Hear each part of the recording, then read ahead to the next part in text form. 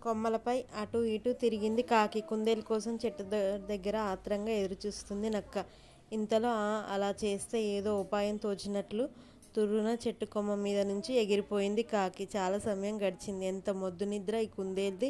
ఇంకా ఆకలితో ఎంతసేపు వేచి చూడాలో అంటూ నక్క చెట్టు మొదలు చుట్టూ తెగ తిరిగేస్తుంది. కాక ఎక్కడో దూరం నుంచి ఏవో అరుపులు నక్కకి వినిపించాయి. కాసేపటికి ఇంకా జోరందుకున్నాయని తలపైకెత్తి ఆకాశంలోకి చూసింది నక్క. కొన్ని వందల సంఖ్యల్లో కాకులు ఒక్కసారిగా నక్కపై పడి ముక్కులతో పొడవడం ప్రారంభించాయి. అమ్మో అయ్యా అంటూ అడవిలోకి పరుగు తీసింది నక్క. ఈ అరుపులతో తొర్రలో నిద్రపోతున్న కుందేలుకు మేల్కువ వచ్చింది.